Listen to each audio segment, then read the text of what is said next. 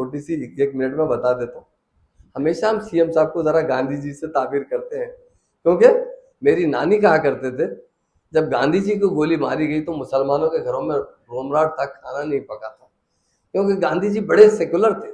किताबों में आप पढ़े हैं ना, और गांधी जी इस्लामिक कल्चर से बहुत अच्छा वाकिफ थे। हिंदुस्तान आजाद होने से कुछ दिन पहले एक शख्स ने गांधी जी के पास आया, जर्नलिस्ट, और आजादी में सबसे ज्यादा अगर कटे हैं तो मुसलमान कटे। ये मैं नहीं कहता हूँ, गेटवे ऑफ इंडिया पे जो नामा हमने लिखे, हिंदुस्तान आजाद होने के बाद हमारे हिंदुस्तान की हुकूमत ने लिखी है, 80% नाम तो मुसलमानों के, उलमाओं के नाम।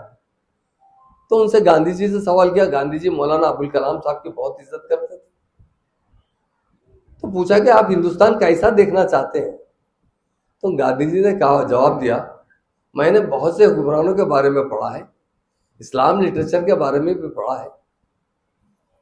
उमर फारूक रज़ी अल्लाह अन्हु के जमाने में जो इंसाफ हुआ करता था, जिस तरह की हुकूमत थी, उसी तरह की हुकूमत मैं हिंदुस्तान में देखना चाहता हूं।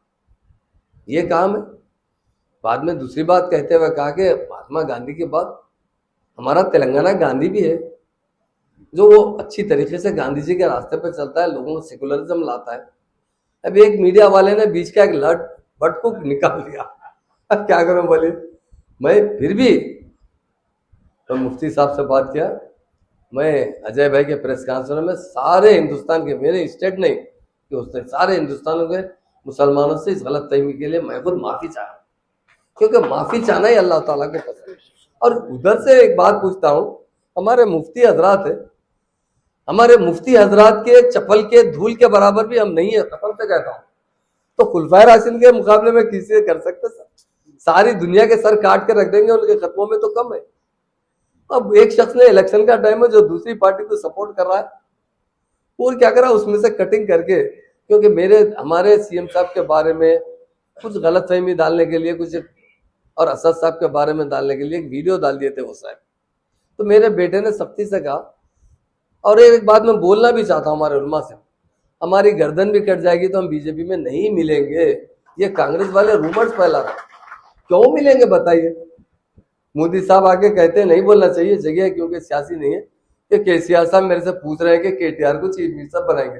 अरे विजय साहब के वैसे लोग आ रहे तो बना देते, एमएलए तारीफ करे तो बना देते, पीएम से तारीफ लेना क्या बोली? उन्हें एक बोलते रहते सीएम साहब के पीछे, वो मेरी बात को कट करके क्या कर दिए, वो तेलंगाना के महात्मा केसीआर साहब भी महात्मा गांधी की तरह उस ख्यालात से चलते हैं, और हम कई बार बोल चुके हैं, वो बात तो काट देके उसको लगा दिए।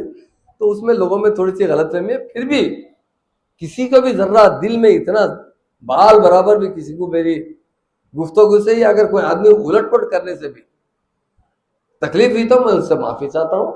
मैं आपका खादिम हूँ और आपके कदमों के पास रहने वाला हूँ। आपके दुआओं से, आपकी वजह से ही मुझे डिप्टी चीफ मिनिस्टर मिला है, आपकी वजह से ही मुझे होम मिनिस्टर मिला है। मुफ्ती साहब भी थोड़ा जानते हैं मुझे, मैं हलाल रोजी खाता हूँ, मैं टोटल, आप पूछिए अजय भाई से पूछिए, मैं हमारे उलमाओं का इतना एहतराम करता हूँ, हमारे उलमाओं की इज्जत के लिए मेरी गर्दन काट कर उनके खदमों में रख सकता हूँ। मैं इतनी बड़ी बदतमीजी किस तरह कर सकता हूँ, किधर के आगे किससे मिला सकता हूँ? मगर वो शख्स हमारे मुखालिफ था, जिस शख्स ने उनके टीवी के में बात कट किया हो।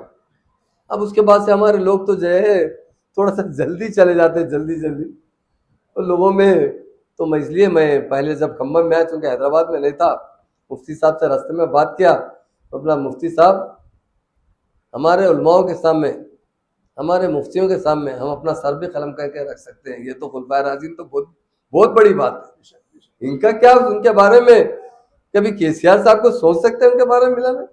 ये नाउज बिल्ला, ये हम पे वो बीच का टुकड़ा कट कर दिया गया, कट करते गया, उधर की दवा इधर मिल गई। तो अजय भाई के ऑफिस में मैं भी माफी चाह लिया हूँ, और फिर और एक बार भी, क्योंकि यहाँ के मुफ्ती हजरात है, मैं माफी चाहता हूँ।